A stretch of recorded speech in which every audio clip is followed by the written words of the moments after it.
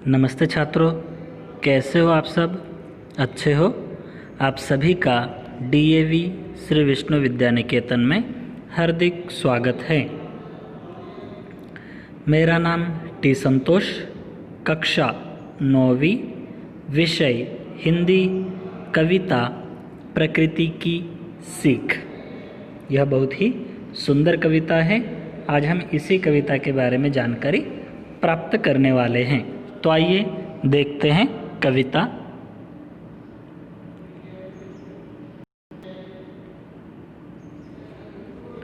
पहले चित्र देखिए और चित्र पर आधारित आपसे प्रश्न पूछे जाएंगे, तो उस प्रश्न का उत्तर देने का प्रयास कीजिए। तो पहला प्रश्न, चित्र में क्या क्या दिखाई दे रहा है? प्रश्न देखिए, चित्र में क्या क्या दिखाई दे रहा है? तो चित्र देखकर बताइए।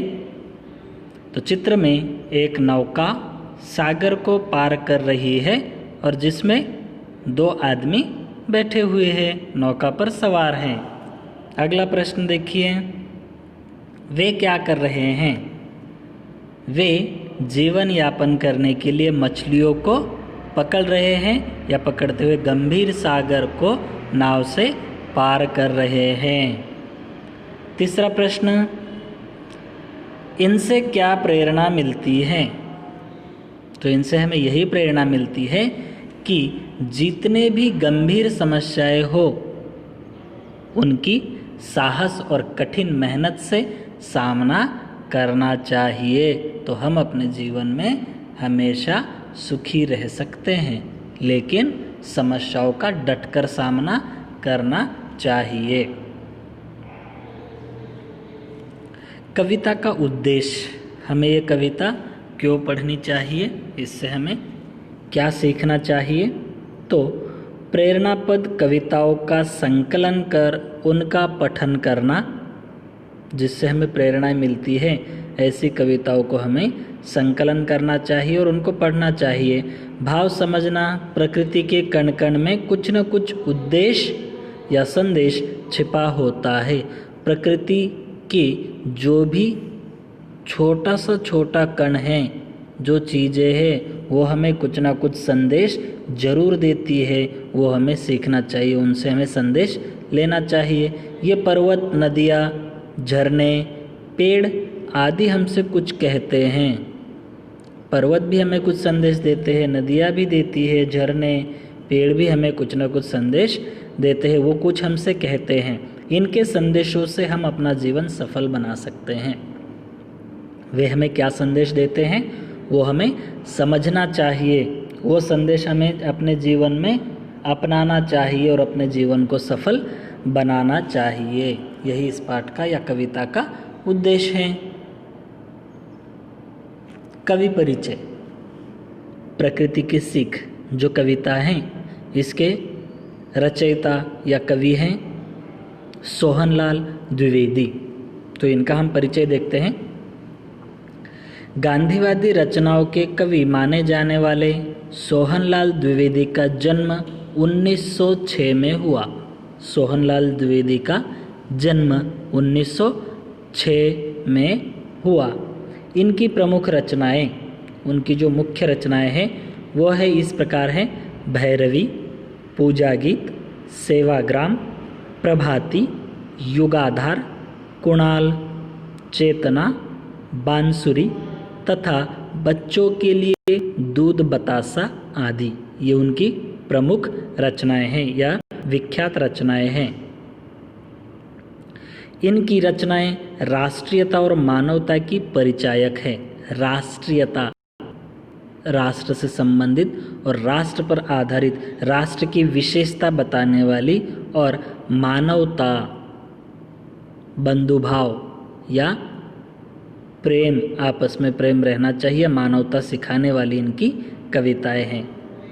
भारत सरकार ने सन 1969 में इन्हें पद्मश्री सम्मान से सम्मानित किया। इनके जो लेख है या इनकी जो कविताएं हैं वो राष्ट्रहित में हैं और मानव हित में हैं, इसलिए भारत सरकार द्वारा सन 1969 में इन्हें पद्मश्री पुरस्कार दिया गया या पद्मश्री पुरस्कार से सम्मानित किया गया। इनका निधन सन 1988 में हुआ। इनकी मृत्यु ईस्वी सन 1988 में हुई या निधन 1988 में हुआ। ये रहा कवि परिचय। अब देखते हैं कविता। पहले मैं इस कविता की पंक्तियों को गाता हूँ, आप लोग ध्यान से सुनिए और बाद में उसी तरह गाने का प्रयास कीजिए। तो पहले सुनिए पंक्तियों को। पर्वत कहता शीश उठाकर तुम भी ऊंचे बन जाओ। पर्वत कहता शीश उठाकर तुम भी ऊंचे बन जाओ। सागर कहता है लहरा कर मन में गहराई लाओ। सागर कहता है लहरा कर मन में गहराई लाओ।